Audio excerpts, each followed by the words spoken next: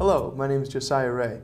I'm going to show you how to cut and paste pictures together, and personally I'm going to be using GIMP. It's a lot like Photoshop, but it's completely free and it's open source. So I've got my headshot open here inside of GIMP, and to add another photo to this, it's pretty easy. All you do is you select your image, so I've got the picture of the Earth here. I'm going to drag it up and in, and there you go. And to get this to move around my image, I'm going to select the Move tool and move it up sort of over to the corner here. And you'll notice that it's created its own layer, so I can turn these on or off individually, which is a pretty nice feature. It's a very Photoshop-like feature. Zoom in just a little bit, and now I want to cut out that black background. To do this, I'm going to zoom in just a little more on the Earth, and we're going to select by color, select that black area. And I'm going to invert my selection, so select invert. Now, to make sure that these little spots on the Earth don't get deleted, I'm going to say select toggle quick mask. And this is very much like Photoshop. Photoshop's got a pretty slick quick mask feature, and so does GIMP. So it works exactly the same way that Photoshop's does. We're going to select our paintbrush.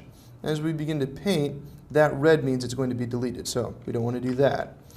The black will add it to the selection, the white will subtract. So we're just going to flip the colors there, and we're going to begin painting inside of the Earth with this white, making sure that nothing on the inside, none of those black spots end up getting deleted.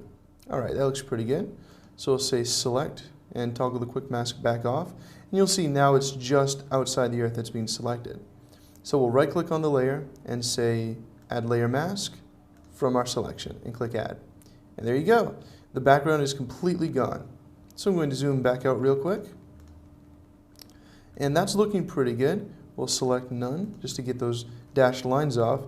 Last thing I'm going to do just to make this look a little bit cooler is with my image selected, I'm going to say filter, light and shadow, and click on supernova. And so what we want to do is we want to line up the center of this nova with the center of the Earth. So right about there or so.